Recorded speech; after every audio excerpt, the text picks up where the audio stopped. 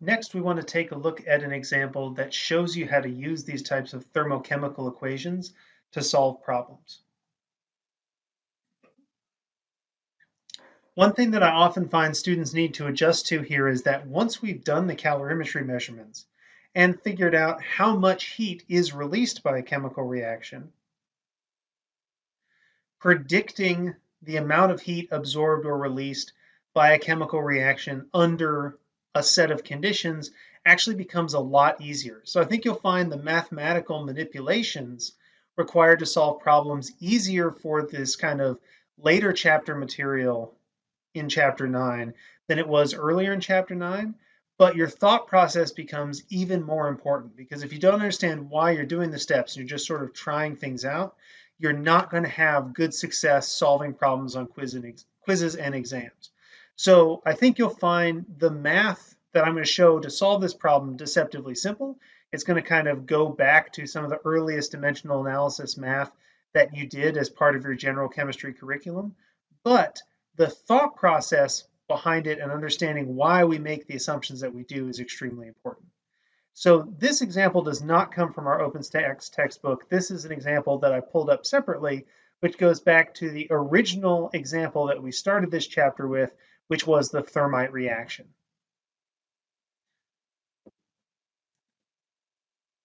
And what we want to illustrate here is that the enthalpy change refers specifically to the balanced chemical equation for which it is written. So if you have a balanced chemical equation and a stated enthalpy change together, you have a thermochemical equation. And this is really powerful because now the heat absorbed or released kind of acts as a reactant or a product in a chemical reaction, and you can do some of the basic stoichiometry and dimensional analysis you've done to solve chemistry problems in other situations, now with the amount of heat absorbed or released. So for instance, the thermite reaction says, as a balanced chemical equation, 2 moles of solid aluminum react with 1 mole of solid iron 3 oxide to give us 2 moles of iron metal and a mole of aluminum oxide in the solid state. 2 moles of Al reacts with 1 mole of Fe2O3 to give us 2 moles of Fe and 1 mole of Al2O3, everything in the solid state. The enthalpy change for the reaction as written is given to us, and the delta H is equal to negative 852 kilojoules. So between the balanced chemical equation and the enthalpy change that goes with it, we have a thermochemical equation. One thing we can say right away is because the enthalpy change sign is negative, this is an exothermic reaction and it releases heat into the surrounding environment. So delta H for this reaction is negative. It releases heat into its surroundings. And so you can immediately determine, because enthalpy and heat flow Q obey the same sign conventions, that this reaction should release heat into its surroundings. And based on what we've seen from the thermite reaction in the earlier video in the sequence, that's definitely true. The question that we're asked ultimately to answer is, how much heat would be released if we reacted 5 grams of aluminum with a stoichiometric amount of iron 3 oxide? And the thermochemical equation gives us all the information, or nearly all the information, that we need to solve this problem. Because the idea is, if we read this reaction, we have to link a couple of ideas. 2 moles of aluminum react with 1 mole of iron 3 oxide. If we start that reaction and it goes to completion, that will release 852 kilojoules of heat as the enthalpy change. The key here is we are told that we start this reaction with 5 grams of aluminum, and we have a stoichiometric amount of iron 3 oxide.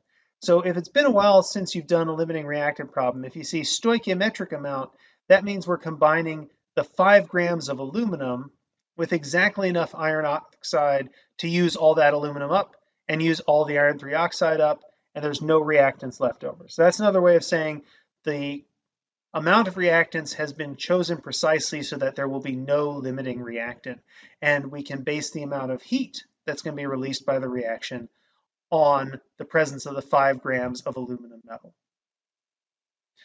So what the thermochemical equation tells us is that if we fully decompose 2 moles of aluminum to make 1 mole of aluminum oxide under these conditions, that would release negative 52 kilojoules of heat. The real question that we need to answer then is if 2 moles of aluminum releases this much heat, how much heat would 5 grams of aluminum allow to be released? Or put another way, how many moles of aluminum is 5 grams? So what we know from the thermochemical equation is that 2 moles of aluminum would give us negative 852 kilojoules of heat released. We can look up from the periodic table that the molar mass of aluminum is 26.98 grams per mole. What we do with our thermochemical equation here is we figure out how many moles of aluminum we have, and then we use the molar mass to determine how many moles of aluminum that is, and we will use the thermochemical equation to build a conversion factor, which will tell us how much heat should be released. So our strategy ultimately is how many moles of aluminum are there in 5 grams, keeping in mind that neither the aluminum nor the iron 3 oxide is the limiting reactant. Well, to figure out how many moles of aluminum we have, we take our 5 grams of aluminum and we divide by the molar mass. So 5 grams of aluminum divided by 26.98 grams of aluminum per mole of aluminum times negative 852 kilojoules of heat released for every 2 moles of aluminum. So the last step in our problem solving process is to say, according to the equation, 2 moles of aluminum gives us this much heat released. So we have 5 grams divided by 26.98 grams of aluminum times negative 852 kilojoules divided by 2 moles of aluminum, 5 times negative 852 divided by 26.98 divided by 2 means that negative 78.95 kilojoules of heat is released by the reaction.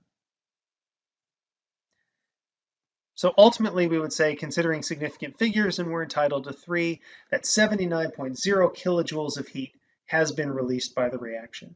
And this is the power of a thermochemical equation. This is what I was talking about at the beginning of the problem when I say, once we've done the calorimetry and figured out what the enthalpy change for a reaction is, understanding how much heat is released by the reaction becomes a lot easier. We can use the thermochemical equation to build conversion factors that say how much heat is going to be released per mole of reactant used up or per mole of product formed, and we can start to use dimensional analysis thinking, considering the amount of heat released to be a fundamental stoichiometric property of the reaction. So hopefully you found that pretty straightforward. I guarantee you that manipulating thermochemical equations is exactly this straightforward.